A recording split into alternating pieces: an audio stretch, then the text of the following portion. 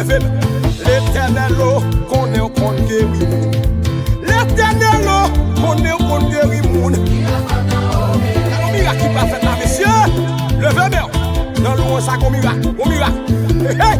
L'éternel, connaît au compte traverser. L'éternel, connaît au compte traverser. Levez-moi, recevoir. Recevoir, recevoir, recevoir. Hey! L'éternel, qu'on nous ouvre porte. L'éternel, qu'on nous ouvre porte. Vous pouvez recevoir ça, qu'on y a. Demeurez. Oui, demeurez. L'éternel, qu'on nous traverse. L'éternel, qu'on nous traverse. Recevez un miracle. Recevez un miracle. Recevez un miracle. L'éternel, qu'on nous compte péter porte. L'éternel, qu'on nous compte péter porte. Alléluia.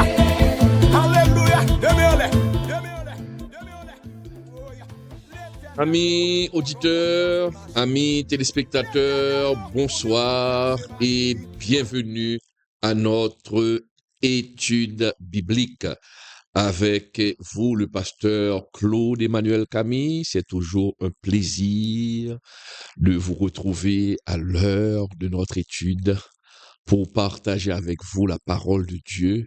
Et comme il me plaît toujours à le dire, nous allons faire parler la parole. Ce soir, le sujet de notre étude, c'est sur le leadership. Leader ou serviteur. C'est quoi un leader? Et ce soir, mes chers amis, nous allons voir à travers l'esprit des Écritures ce qu'est un leader ou comment Dieu conçoit le leadership. Ce soir, mes chers amis, nous allons aborder un sujet extrêmement important pour l'Église et surtout pour l'Église moderne, car le leadership chrétien est mal compris. Et nous allons voir l'essence même du leadership. Que le leadership soit un leadership séculier ou un leadership spirituel, le leadership respecte un seul principe, mes chers amis. Et ce soir, nous allons mettre l'accent sur la vision de Dieu pour le leader. Quand Dieu appelle un homme à la tête de son peuple pour gérer un ministère, dès qu'on voit leader dans la pensée de Dieu, Dieu voit serviteur. Aussi longtemps qu'un leader ne se met pas dans la peau d'un serviteur, il s'écarte de l'essence même du leadership. Car le leader est là pour servir. Et Jésus, quand il est venu sur la terre, il n'était pas venu pour dominer, mais il était venu pour servir. Mes chers amis, il faut dire aujourd'hui cette vérité qui dérange, qui blesse. Dans beaucoup d'églises, dans beaucoup d'assemblées, mes chers amis, on rencontre beaucoup de leaders. On rencontre beaucoup de dominateurs. Mais il y a peu de serviteurs. Et c'est la raison pour laquelle on assiste à une déviation du leadership. Tout le monde veut devenir leader dans un seul objectif, de dominer et d'exploiter. Je reprends.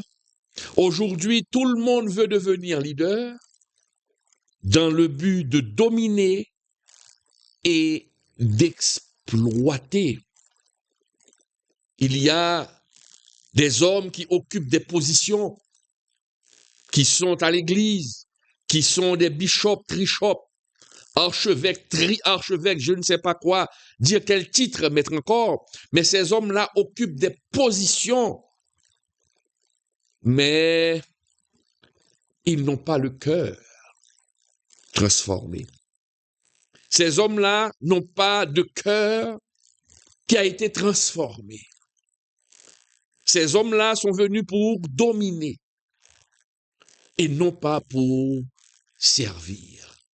Et le leader spirituel, appelé par Dieu, a pour objectif de transformer les autres, de ramener les âmes à Christ, de les transformer. Mais pour que le leader puisse transformer les autres, il faut bien que le leader soit transformé lui-même.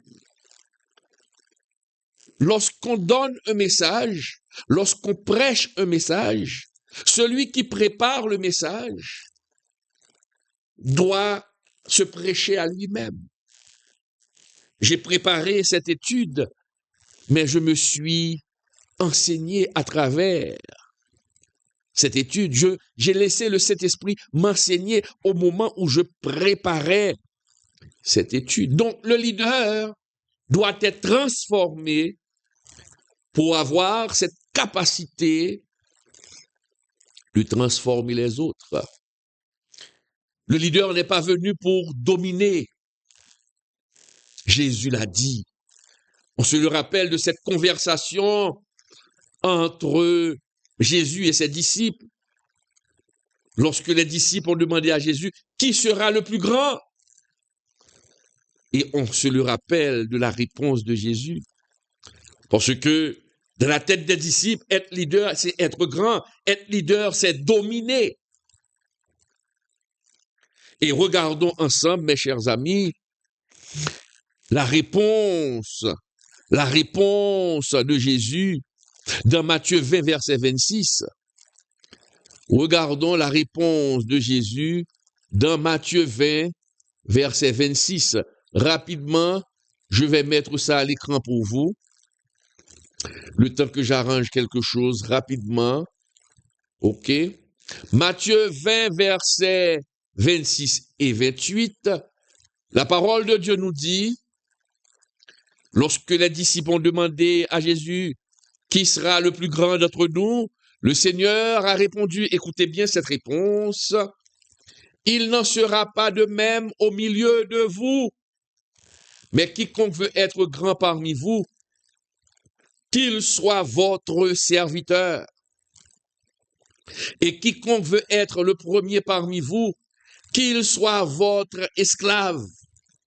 C'est ainsi que le Fils de l'homme est venu, non pour être servi, mais pour servir. Voici, mes chers amis, la base de tout. C'est là la base de tout. Jésus est clair. Si vous voulez être grand, il faut apprendre à servir. Et c'est ça. Jésus a lui-même prêché l'exemple. On se le rappelle lors du lavement des pieds. Le lavement des pieds, c'était une coutume, une tradition à l'époque de Jésus. Lorsque les gens avaient fini de voyager ou de marcher dans les rues et qu'ils entraient à la maison et qu'ils allaient manger à même le sol, c'était le serviteur de la maison qui avait le soin de venir laver le pied de son maître ou les pieds de son maître. Et si le maître recevait des invités, c'était le serviteur de la maison qui devait laver les pieds des invités de son maître. C'était un rôle réservé aux serviteurs, alors était réservé aux domestiques. Quelqu'un d'une importance, d'une grande importance, ne saurait venir pour laver le pied ou les pieds des invités, laver les pieds et du maître. Non, c'est quelqu'un de marque, c'est quelqu'un d'important, c'est un VIP. Un VIP ne se réduit pas pour aller laver les pieds de subalternes. Un maître ne s'abaisse pas pour aller laver les pieds de l'esclave. Mais regardez, lorsque les disciples sont entrés pour aller manger et qu'ils attendaient impatiemment le domestique qui devait venir pour laver leurs pieds, il lavait le pied ou les pieds de Jésus. Et qu'est-ce qui s'est passé? Ils étaient en train de se regarder les uns les autres. Où est le domestique? Où est le subalterne? Et à leur grand étonnement, mes chers amis, Jésus s'est levé, il s'est ceint d'une serviette et il a commencé, le maître, à laver les pieds de ses disciples. Donc on voit dans le royaume de Dieu, diriger veut dire servir. Diriger veut dire servir. Donc, c'est le leader qui doit devenir le serviteur. Et aujourd'hui, comme je l'ai dit tantôt, il y a une mauvaise compréhension du leadership. Et c'est la raison pour laquelle il y a tant de dérives, tant d'abus d'autorité. Parce que ceux qui entrent dans le ministère et deviennent leaders n'ont pas été formés.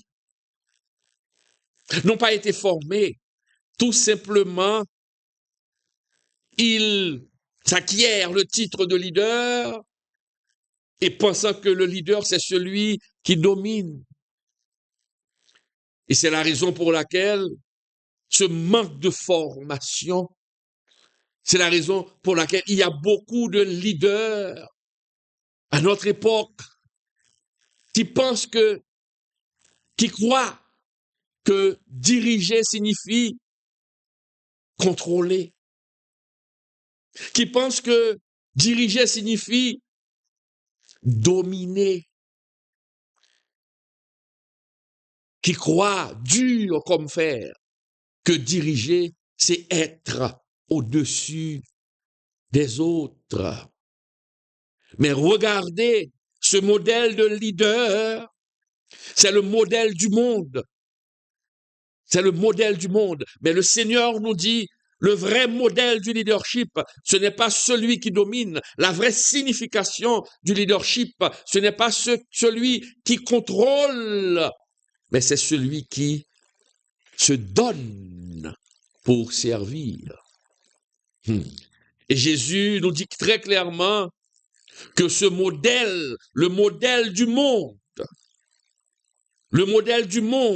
concernant le leadership ne doit pas se retrouver au sein même de son Église. Et c'est pourquoi il a dit aux disciples, mes chers amis, dans Matthieu 20, verset 26-28, « Il n'en sera pas de même. » Parce que après que Jésus ait fini de donner les caractéristiques du leadership du monde, et le Seigneur nous dit maintenant, dans le passage de Matthieu 20, verset 26-28, il nous dit clairement, il ne faut pas agir, il ne faut pas prendre pour modèle le style de leadership du monde. Jésus est vraiment clair. Jésus est vraiment clair. Et c'est pourquoi, encore, dans Luc 22, verset 25-26, lorsque Jésus reprend pour dire, voici le modèle du monde. Luc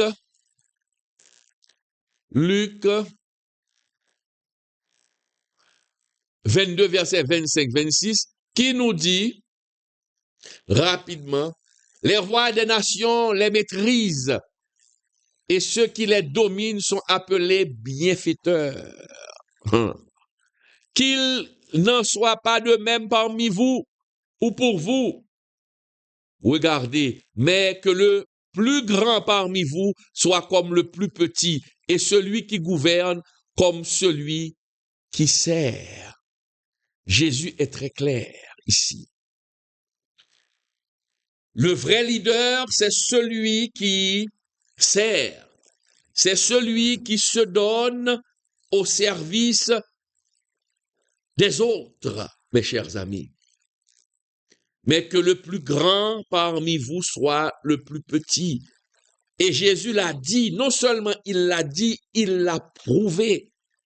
Parce que ce que prêchait Jésus était dans sa vie. C'est là toute la différence.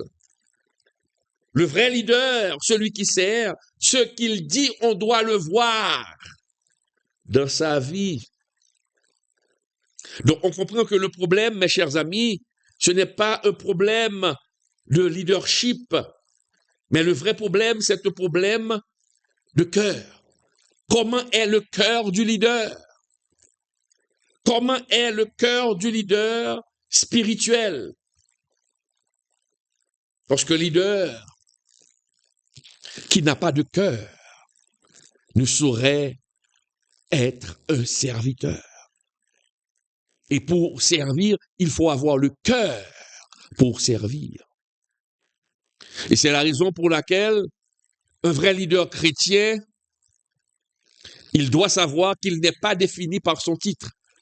Parce qu'il y a beaucoup qui portent le titre de leader, mais qui n'ont pas les caractéristiques du vrai leadership chrétien réclamé par Jésus.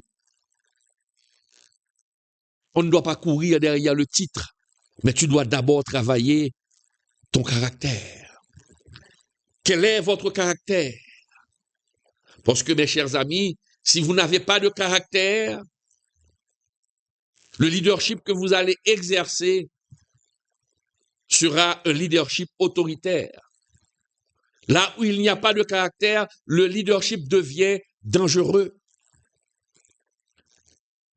Quand il y a un leader égoïste qui se voit lui-même, cela devient dangereux parce qu'il n'a pas de caractère. Il va tout faire pour faire réussir sa famille. Il va tout faire pour qu'il puisse réussir et il s'en fout des autres. Le leader sans caractère exploite le peuple de Dieu. Exploite le peuple de Dieu. Et c'est la raison pour laquelle Dieu cherche vraiment des leaders qui ont un cœur pour son peuple. Un leader qui a de l'amour pour le travail de Dieu.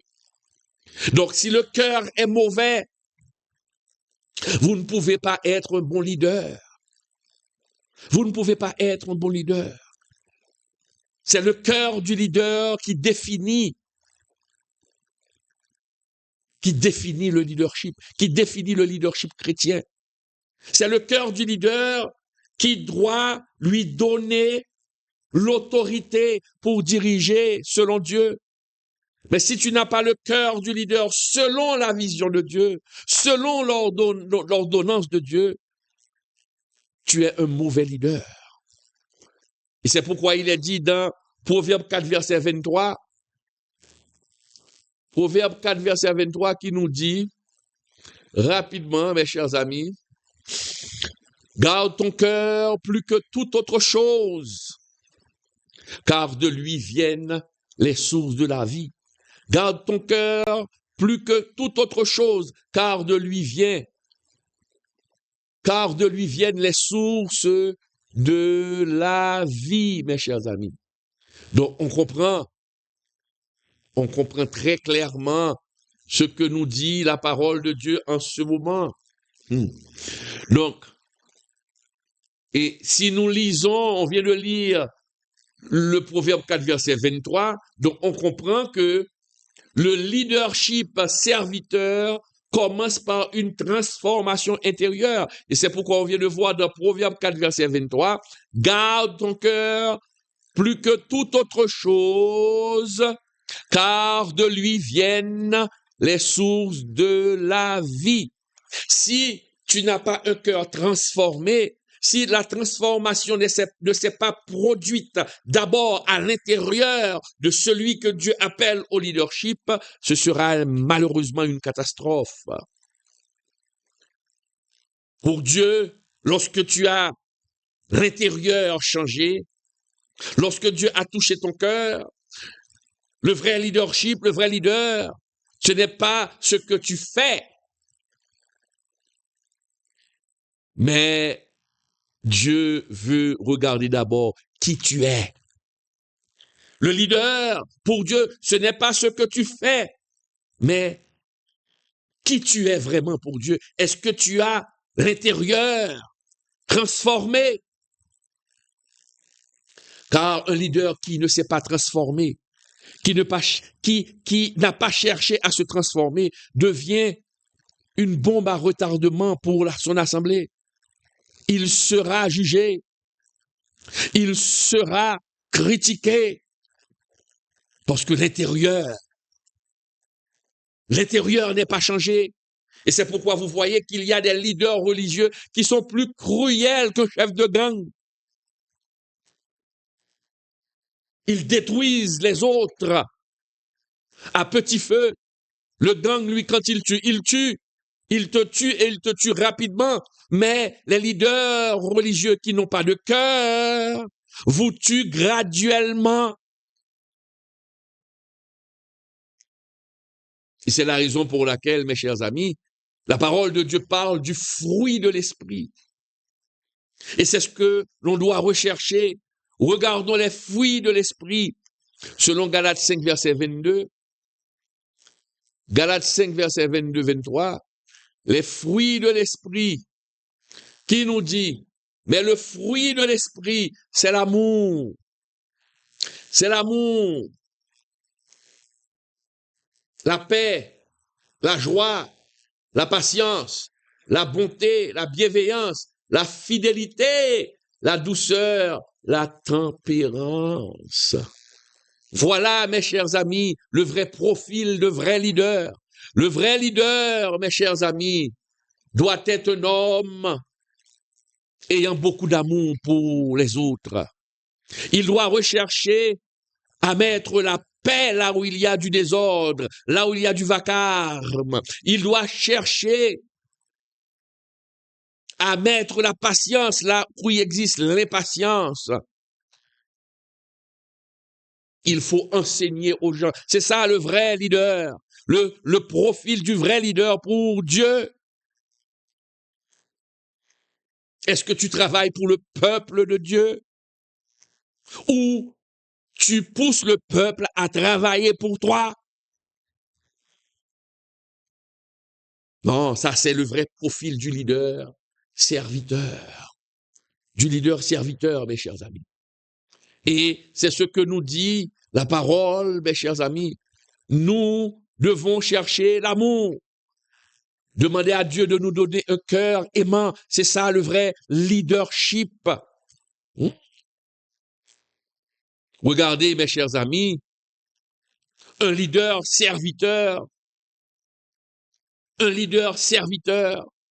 ne peut exister s'il n'a pas une relation profonde, durable, solide avec Dieu. Tous leaders spirituels qui ne sont pas connectés avec Dieu sont de faux leaders. Si tu n'as pas cette relation, si tu ne cherches pas Dieu de tout ton cœur pour que Dieu puisse te révéler, tu es un mauvais leader. Et il est utile pour que les chefs d'église, pour que les patrons ne s'écartent pas de cette relation avec Dieu. C'est leader. Si vous êtes leader, si vous n'avez pas une relation avec Dieu, vous aurez beaucoup de problèmes. Le diable va attaquer l'église. Le diable va renverser les valeurs de l'église. Le diable va pousser les autres à faire ce qui est mauvais dans l'église. Et c'est la raison pour laquelle le pasteur titulaire doit avoir une bonne relation, doit chercher 24/24 la présence de Dieu pour que Dieu puisse le révéler, pour que Dieu puisse lui dire ce qui se passe dans le secret. de l'assemblée. La relation est indispensable. Tout leader spirituel qui n'a pas de relation avec Dieu n'est pas un leader serviteur, mais un leader dominateur. Regardez ce que Jésus a dit dans Luc 5, verset 16. Il est clairement dit, mais lui se retirait dans le désert et priait. Lui se retirait dans le désert et priait. C'est ce que nous dit la parole de Dieu. Jésus se retirait pour prier parce qu'il voulait avoir cette relation. Et pour développer cette relation avec Dieu, il faut le faire par le truchement de la prière, mes chers amis.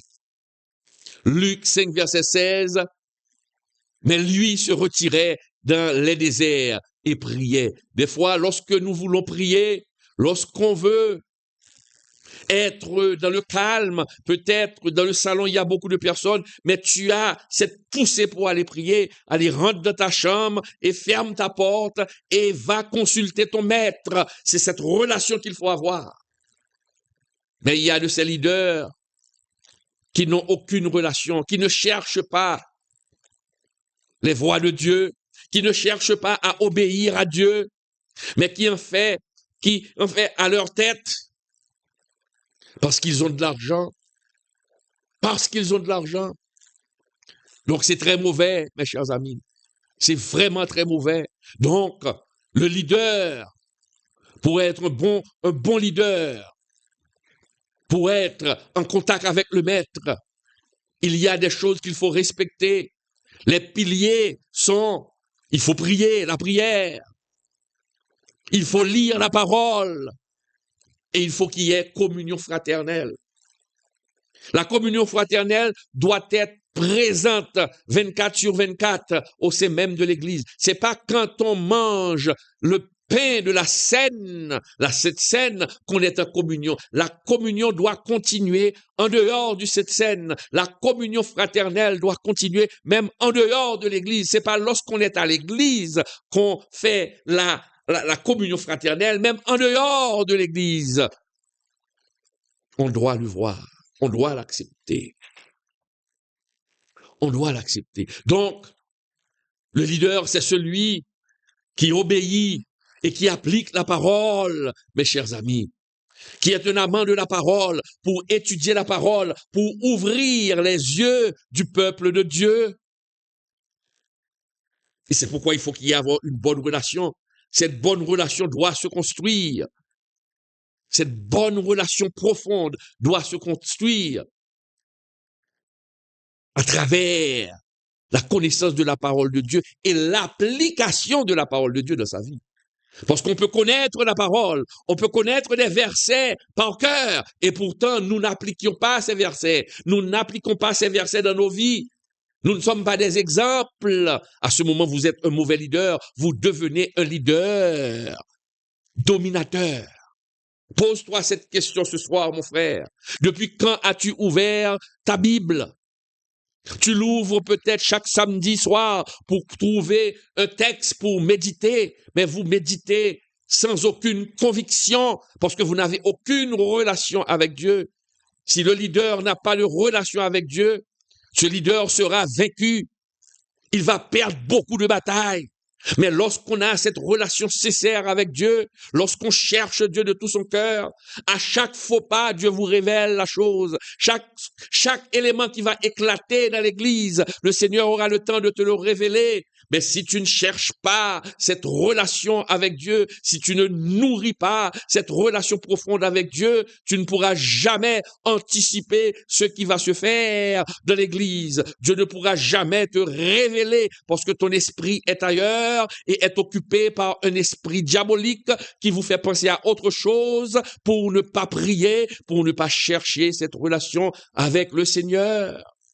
Et c'est la raison pour laquelle Josué a dit, mes chers amis, lorsqu'on lit dans Josué 1er verset 8, regardez, Josué 1er verset 8, la parole est claire.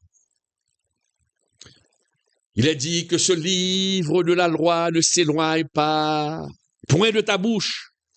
Médite-le jour et nuit. Vous entendez? Médite-le jour et nuit. Et le Seigneur poursuit de dire, et c'est alors que tu auras du succès. Tu n'as jamais lu la Bible? Non, tu laisses la Bible de la bibliothèque. Vous ne lisez pas. Seulement, vous prenez la Bible seulement pour aller à l'église le dimanche. Parce que, en tenant la Bible, on va dire, ah, voici un chrétien, voici une chrétienne. Mais après l'église, qu'est-ce que tu fais? Tu n'ouvres même pas la Bible pour lire quelques versets et vous déposez la Bible sur une table. Rendez-vous dimanche prochain. Mais comment voulez-vous avoir du succès? Comment voulez-vous que Dieu puisse vous protéger en tant que leader, serviteur? Vous devez lire la Bible pour comprendre la parole, pour transmettre cette parole aux autres. Un leader qui ne prie pas devient charnel. Un leader qui ne prie pas verra son église divisée. Il y aura des complots, mais Dieu ne pourra pas te le révéler puisqu'il n'y a pas contact. Puisqu'il n'y a pas contact. Un leader qui ne médite pas la parole de Dieu devient dangereux. C'est un leader qui peut faire n'importe quoi à n'importe quel moment. Mes chers amis, oui, non seulement il faut lire la parole, nous sommes en train de voir les caractéristiques du leader serviteur. Le leader serviteur est là pour servir. Le leader serviteur doit être transformé de l'intérieur. Le leader serviteur doit connaître la parole, doit être un amant de la parole. Malheureusement, il y a beaucoup de leaders religieux, spirituels, qui connaissent la Bible par cœur, qui peuvent vous citer, des leaders qui peuvent vous citer des versets par cœur, mais malheureusement, ils connaissent des versets et pourtant ils vivent dans la désobéissance. Ils connaissent leur Bible, mais n'appliquent pas la Bible dans leur vie. Beaucoup, mes chers amis, connaissent la Bible, mais ne la vivent pas. N'appliquent pas la parole de Dieu dans leur vie. Et c'est la raison pour laquelle Dieu a dit à ceux qui lisent la Bible sans mettre la Bible en pratique dans leur vie, c'est très mauvais. Si tu ne mets pas la Bible en pratique dans ta vie, c'est verser de l'eau sur l'aile du canard. C'est de tenter de remplir la mer avec des pierres, de combler la mer avec des pierres. C'est impossible. Si vous lisez, mais vous n'obéissez pas. Et c'est pourquoi la parole de Dieu nous dit clairement, dans Jacques 1er, verset 2, Dieu nous dit très clairement, mettez en pratique la parole et ne vous bornez pas à l'écouter. Et c'est ce que font souvent beaucoup de leaders qui ne sont pas des leaders serviteurs. Le leader serviteur, non seulement il étudie la parole, mais il l'applique dans sa vie, car il vit de la parole, mes chers amis. De la parole. Parce que regardez, le diable aussi croit que Dieu existe. Il croit que Dieu existe, mais le diable ne lit pas la parole. Il ne pratique pas la parole. Est-ce qu'on est là? Il faut non seulement connaître Dieu, mais il faut obéir. Il faut obéir. Si vous n'obéissez pas, vous commettez une erreur grave, mes chers amis. Et Dieu, il teste ses serviteurs. Et c'est ce que j'appelle le test caché du cœur. Le test chez le leader. Quand Dieu teste l'attitude du leader, il y a certaines difficultés auxquelles vous faites face. Dieu ne t'a pas oublié, mais Dieu te laisse entrer dans cette difficulté pour voir ton attitude. Dieu ne regarde pas seulement les actions que vous posez. Vous allez voir les pauvres, vous donner à manger aux pauvres, vous allez faire des visites dans les hôpitaux, vous allez faire des visites dans les prisons. Ça, ce sont de bonnes actions. Vous apportez un peu d'argent, vous apportez de la nourriture. Ça, c'est bien. Ça, ce sont les actions. Mais Dieu ne se contente pas de regarder les actions, mais Dieu, surtout, regarde les motivations. Qu'est-ce qui te motive? Qu'est-ce qui te motive vraiment? Est-ce que ce qui te motive, c'est sauver des âmes? En réalité, vous êtes malade. Vous êtes malade. C'est comme, je dirais, une infection ou tu es atteint d'une maladie. Je cherche le mot, je n'arrive pas encore à trouver le mot. C'est comme être infecté par un virus, le virus de sauver les âmes. Et quand on a un virus, on peut transmettre ce virus. Être fou pour Dieu, pour sauver les âmes. Ou encore, tu entres dans le service de Dieu en n'ayant qu'une seule chose à la tête. Une seule chose traverse ton esprit. Je suis dans le ministère pour amasser de l'argent. Je suis dans le ministère pour me faire une santé économique. C'est la motivation. Bien sûr, lorsqu'on est dans le ministère, Dieu va nous bénir parce qu'il nous faut manger, il nous faut boire. Et c'est la raison pour laquelle Dieu dit, celui qui annonce l'évangile doit vivre de l'évangile. Et c'est le peuple qui doit te bénir parce que tu donnes au peuple une chose qu'on ne peut pas avoir à coup d'argent. Non. Les choses spirituelles. Dieu va prendre soin de toi. Mais si dans ta tête, dès le départ, l'objectif, c'est de faire de l'argent, il y a ceux qui ne réussissent pas et qui regardent un séminaire théologique. Ah, je vais au séminaire pour me faire pasteur. Ce ne sont pas les études théologiques qui font de vous pasteur. Non, c'est un appel. C'est un appel. Et c'est pourquoi la parole de Dieu dit, il ne regarde pas dans les actions, mais il regarde au cœur. 1 Samuel 16, verset 7. 1 Samuel 16, verset 7 nous dit très clairement, mes chers amis, 1 Samuel 16, verset 7, Dieu nous dit qu'il regarde au cœur. L'Éternel ne considère pas ce que l'homme considère. L'homme regarde à ce qui frappe les yeux, mais l'Éternel regarde au cœur. C'est le cœur qui intéresse Dieu. Est-ce que ce que tu fais, tu le fais de tout cœur? Ou est-ce que tu es motivé seulement par le gain sordide? C'est Dieu qui voit, tu ne peux pas tromper Dieu. Tu peux, mon ami, prêcher beaucoup. Tu peux diriger, chanter beaucoup. Tu peux même faire des miracles.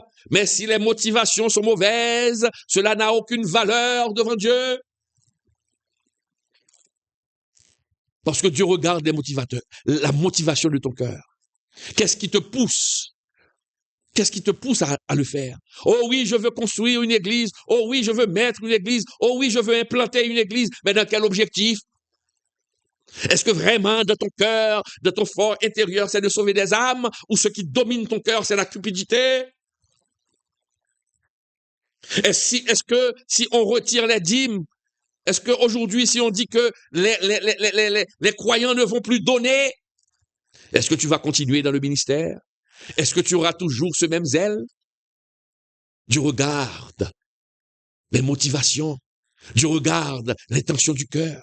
Et c'est la raison pour laquelle, au dernier jour, Dieu dira à ceux-là qui avaient des dons et qui avaient d'autres motivations, qui se sont servis de leurs dons pour encourager la corruption, qui se sont servis de leurs dons pour manipuler des jeunes filles, qui se sont servis de leurs dons pour tromper des gens, qui se sont servis de leurs dons pour égarer le peuple du Seigneur pour de l'argent. Et c'est pourquoi au dernier jour, Jésus dira, dans Matthieu 7, verset 22-23, Jésus dira à ses leaders, ces paroles sont fortes, il leur dira, plusieurs me diront en ce jour, Seigneur, Seigneur, n'avons-nous pas prophétisé en ton nom? Et Jésus leur dira, je ne vous ai jamais connu, retirez-vous de moi, vous qui commettez l'iniquité. Oh, mes chers amis, nous devons lutter. Leaders religieux, leaders, tu dois lutter pour que ces paroles ne vous soient pas répétées, ne vous soient pas attribuées. Il sera dur d'entendre de la bouche de Jésus, je ne vous ai jamais connu, malgré que vous avez beaucoup prêché, malgré que vous avez beaucoup adoré, mais je ne vous ai jamais connu. Le leadership sans pureté du cœur, le leadership sans bonne motivation est rejeté par Dieu. C'est ça le leader serviteur. Le vrai souci du leader serviteur, l'intérêt premier, c'est les âmes. Récemment sur Facebook, j'ai fait une vidéo et dans laquelle je disais à une jeune fille qui vendait son corps, qui exposait son corps, sa nudité, elle vendait sa nudité. Et je l'ai appelée à réfléchir. Mais il y a un soi-disant pasteur qui est venu avec un autre commentaire, complètement à l'opposé de ce que je faisais. Il faut comprendre rapidement, ce que je disais là n'intéressait pas ce pasteur. Sûrement c'est un cupide. Sûrement c'est un cupide. Et quand j'ai dû parler à ce pasteur, recadrer avec rigueur ce soi-disant pasteur, parce qu'un pasteur qui s'érige contre le fait de sauver des âmes, dire autre chose, pour moi, ce n'est pas un pasteur. C'est même pas un chrétien. J'ai l'impression qu'il n'est même pas converti. Non. Mais regardez, c'est grave. Donc vous voyez. Et quand j'ai mené ma petite enquête sur ce petit pasteur, je suis bien obligé de dire ce petit pasteur, parce que aux yeux de Dieu, lorsqu'on est motivé par la cupidité, vous êtes très petit aux yeux de Dieu. Vous êtes très petit aux yeux de Dieu. Et quelqu'un m'a appelé des États-Unis pour me dire, écoutez, je connais ce vieux-là. Je sais ce qu'il fait sur les réseaux. Il ne fait que mendier. Il ne fait que demander et chercher une occasion pour coincer quelqu'un, coincer les hommes de Dieu, pour qu'on lui envoie de l'argent. Ça, c'est un agent du diable sur l'Internet. C'est un agent du diable. Un suppôt de Satan. Quand on agit ainsi. Et ces gens de pasteurs, ces gens d'usurpateurs, n'auront même pas la chance de se présenter devant Jésus. Ils iront tout droit devant le grand trône blanc.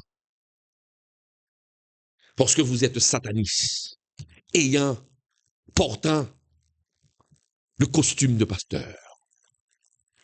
Je le redis, le leadership sans pureté du cœur est rejeté par Dieu. Est rejeté par Dieu. Et lorsque on est un vrai leader, le leadership serviteur tel que Dieu l'exige, vous utilisez les moyens de Dieu pour évangéliser, pour prêcher. On n'utilise pas des stratégies mondaines pour ramasser, pour avoir de l'argent. On n'utilise pas des stratégies marketing pour tromper le peuple de Dieu. Le peuple de Dieu doit donner. Le peuple de Dieu doit bénir. Mais pas la peine d'utiliser des stratégies pour dépouiller les gens. Dans l'évangile ou dans le leadership chrétien, la fin ne justifie jamais les moyens. Tout doit se faire par la justice. Le leader serviteur doit être un leader juste. Il doit tout faire par la justice. Comme il est écrit dans Proverbe 21, verset 23. Proverbe 21, 3, verset 3. Il est clairement dit, la pratique de la justice et de l'équité. Voilà ce que l'Éternel préfère au sacrifice. Est-ce qu'on comprend? La pratique de la justice et l'équité, voilà ce que que l'Éternel préfère au sacrifice. Un leader, serviteur doit être intègre. Il ne doit pas être un voleur. Il ne doit pas être un trompeur. Il ne doit pas être un manipulateur. Ah non, un leader serviteur ne doit en aucune manière manipuler les gens pour les soutirer de l'argent. Parce que tu es là pour servir et non pas pour dépouiller les gens. Prêche la parole, enseigne avec droiture, et Dieu touchera des cœurs pour qu'il puisse te bénir. Mais ne manipule pas la parole pour soutirer de l'argent aux gens. Ça, ce n'est pas le comportement de vrai leader, serviteur, et Dieu voit les motivations.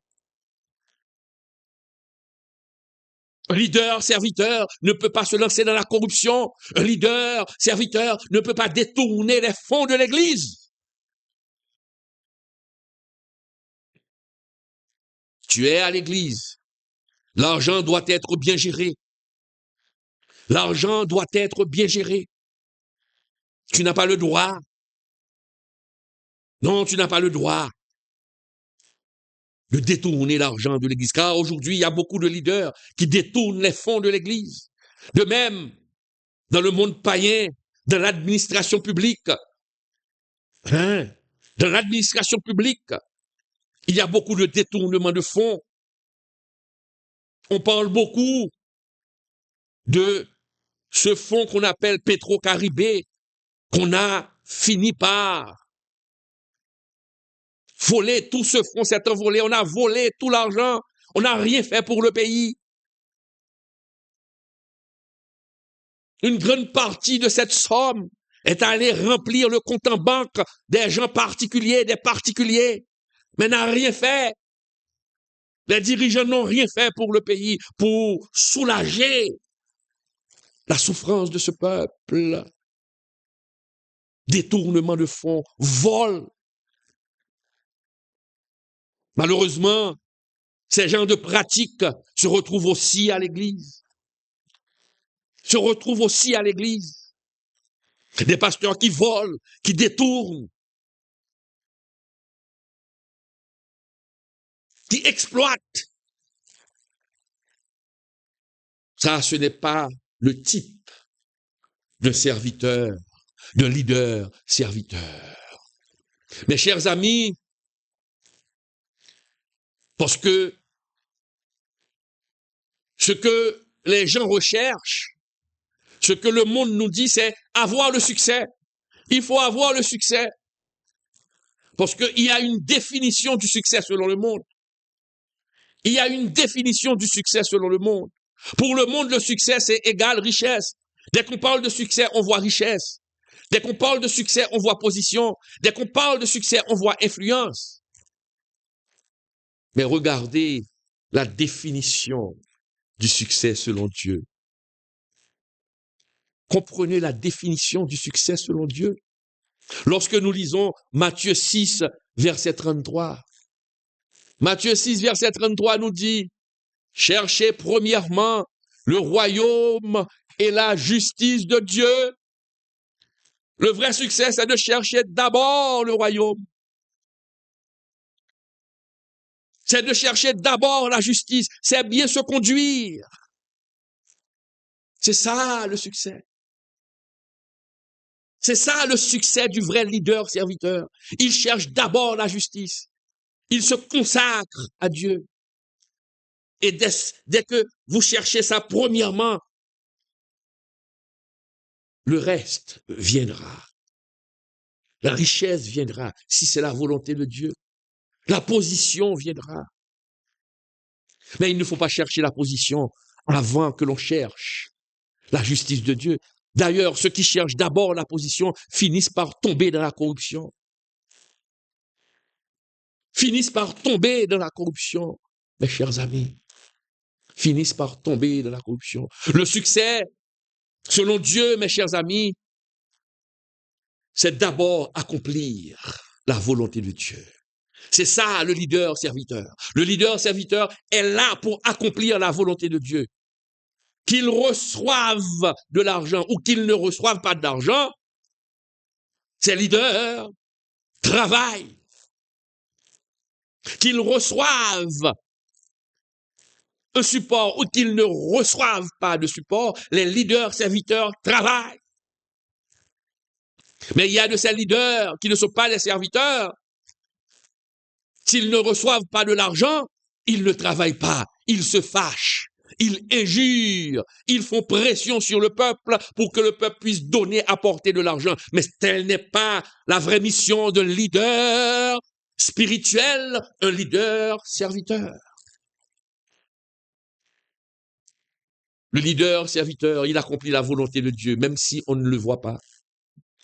Le leader serviteur, il accomplit la volonté de Dieu, même s'il n'est pas connu, il n'est pas populaire. Mais il fait son travail. Même quand il n'a pas des milliers de views, même quand il n'a pas des millions d'abonnés, mais il fait son travail. Dieu finira par donner le succès à ce leader au moment opportun, mais un succès qui devra être au service des autres.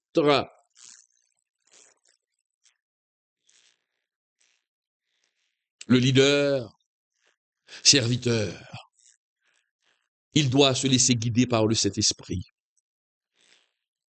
Le leader, serviteur, doit laisser se guider par le Saint-Esprit, parce que c'est le Saint-Esprit qui va dire au leader ce qu'il doit faire.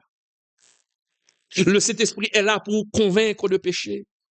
Mais aujourd'hui, nous assistons qu'il y a des leaders qui placent le Saint-Esprit sur un banc et qui ne laissent pas le Saint-Esprit parler à l'église parce qu'ils ont peur, ils sont fautifs. Quand dans une église, on vous dit quoi prêcher, quand dans une église, on vous dicte ce qu'il faut dire sur la chair, le Saint-Esprit n'est plus là. Et ce leader n'est pas un leader serviteur, c'est un leader dominateur. C'est un leader dominateur, celui qui te dicte ce qu'il faut dire. Ce n'est pas un leader serviteur, ce n'est pas un leader qui se laisse diriger par le Saint-Esprit. Car il est dit dans la parole de Dieu dans Jean 16, verset 13. Dans Jean 16, verset 13, il est clairement dit du Saint-Esprit, quand le Consolateur sera venu, il vous conduira dans toute la vérité. Quand le Consolateur sera venu, il vous conduira dans toute la vérité de la parole de Dieu. C'est clair, mes chers amis. Il y a des situations, mes chers amis, où la logique ne suffit pas. Il y a des situations où l'expérience ne suffit pas. Pardon.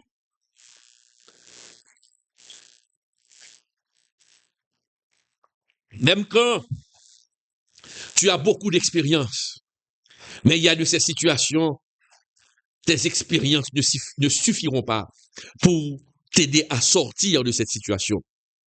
Seul Dieu, seul le Saint-Esprit peut te donner une révélation pour sortir de cette situation. Et c'est la raison pour laquelle le leader, serviteur, doit se laisser guider par le Saint-Esprit. Doit se laisser guider par le Saint-Esprit, mes chers amis. Oui, un vrai leader, mes chers amis serviteurs, il doit encourager. Il doit encourager. Un vrai leader serviteur doit corriger avec amour. Ne pas se servir de la Bible pour détruire les autres. Ne pas se servir de la Bible pour blesser les autres. Il faut le savoir dire, le comment dire et quand le dire. Ah, c'est ça. Il ne faut pas confondre hardiesse et impolitesse. Il ne faut pas confondre hardiesse et impolitesse. Il faut marcher dans l'intégrité. Et c'est ce que nous dit la parole de Dieu dans Colossiens 3, verset 23. Colossiens 3, verset 23 nous dit, mes chers amis, tout ce que vous faites, faites-le de bon cœur. Tout ce que vous faites, faites-le de bon cœur, comme pour le Seigneur, mes chers amis. Le leader serviteur, mes chers amis, transforme. Il transforme les équipes. Il transforme l'Église. Le leader serviteur, il transforme les organisations. Le leader serviteur, il transforme ses disciples. Mais pourquoi il arrive à les transformer? Parce que lui-même, il a été transformé par le Saint-Esprit. Mes chers amis, il est clair. Il est clair. Il est clair. Le leader serviteur. Et le leader serviteur doit éviter, mes chers amis, l'orgueil. Il doit éviter la peur, l'hypocrisie. L'orgueil, comme nous dit la parole de Dieu dans Proverbe 16, verset 18, l'orgueil précède la chute. Si tu commets une faute et que tu n'acceptes pas que tu as tort, c'est de l'arrogance, c'est de l'orgueil.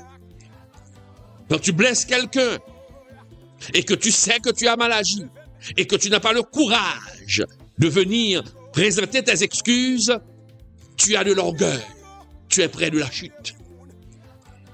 La peur, le leader serviteur, mes chers amis, doit éliminer la peur, car la peur est l'ennemi du serviteur leader.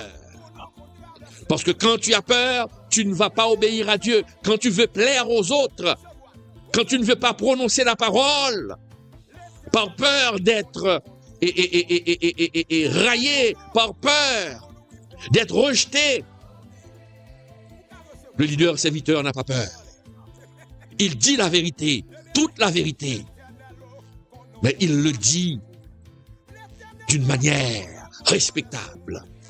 Jésus, à certaines occasions, quand il y a les faux prophètes qui essayaient de détourner le peuple, il y a des faux prophètes qui essayaient de détruire le peuple. À un certain moment, Jésus les avait traités de chiens. Quand il y a ceux qui se dressent contre la parole de Dieu, à ce moment, il faut être ferme avec cela. Cette catégorie de personnes-là qui se dressent contre la parole de Dieu, qui utilisent la parole de Dieu pour tromper et qui détruisent les vrais serviteurs de Dieu, donc ces hommes-là, il faut les traiter durement, il faut être sans pitié. Et c'est pourquoi Jésus les avait appelés des chiens. Et Jésus leur dira, dehors, les chiens. Il faut savoir quand être dur, quand être sans pitié et quand agir par la douceur. Le leader serviteur ne doit pas être un leader hypocrite qui dit mais qui ne fait pas, qui prêche mais qui n'applique pas la parole de Dieu dans sa vie. C'est de l'hypocrisie. C'est de l'hypocrisie. Le vrai leader doit dire ce qu'il fait. Il prêche ce qu'il vit. Et c'est ce qui détruit beaucoup de ministères. L'orgueil, la peur et l'hypocrisie. Un leader serviteur doit bannir ces trois ennemis dans sa vie. L'orgueil, la peur, l'hypocrisie. Mes chers amis, bien-aimés, auditeurs, le leadership serviteur n'est pas une stratégie. Le leadership serviteur n'est pas une stratégie. Le leadership serviteur, c'est une vie. C'est mourir à soi-même. C'est mourir à soi-même. Et c'est la raison pour laquelle Jésus a dit dans Luc 9, verset 23, « Si quelqu'un veut venir à moi, qu'il renonce à lui-même. Si quelqu'un veut venir à moi, qu'il renonce à lui-même. » Mes chers amis, être leader selon Dieu, c'est aimer quand c'est difficile. Servir sans être vu. Rester fidèle, même dans les épreuves. Amis téléspectateurs, amis auditeurs, la vraie question aujourd'hui n'est pas « Es-tu un leader ?» C'est pas ça la vraie question. Mais la vraie question, es-tu un serviteur? Es-tu un serviteur? Parce que dans le royaume de Dieu, seuls les serviteurs sont de vrais leaders. Merci d'avoir été des nôtres. Merci de soutenir ce ministère. Nous avons besoin de votre soutien. Nous avons besoin de votre appui financier. Si ce ministère d'enseignement sur le net vous bénit, la Bible nous dit qu'il faut aider, qu'il faut bénir ceux qui vous bénissent spirituellement. Merci de votre présence. Merci de votre support. C'était avec vous le pasteur Claude-Emmanuel Camille. Partagez cette étude pour que plus de personnes soient édifiées. Bye bye. Mon Dieu va, moun qui ne dénonce Jésus, yon confiance, qui s'en merci, yon capable, pas jamais tomber. Pourquoi faut-il soutenir ceux qui prêchent la parole? Savais-tu que la Bible enseigne qu'il faut soutenir ceux qui nous enseignent la parole? Et tu vas voir pourquoi c'est important. Dans Galates 6:6, il est écrit que celui à qui l'on enseigne la parole fasse part de tous ses biens à celui qui l'enseigne. Cela signifie que lorsqu'on reçoit un enseignement spirituel, il est normal d'aider ceux qui nous instruisent.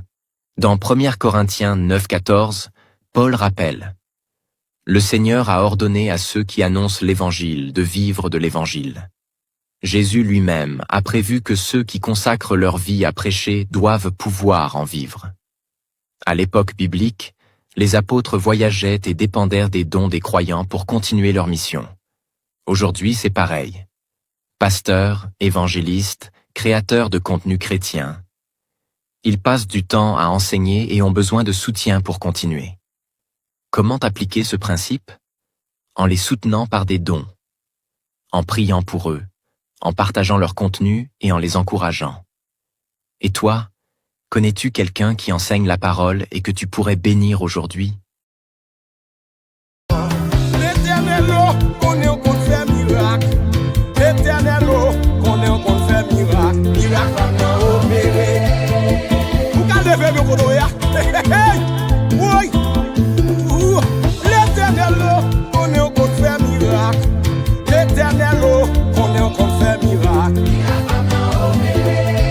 Alléluia. L'éternel, qu'on est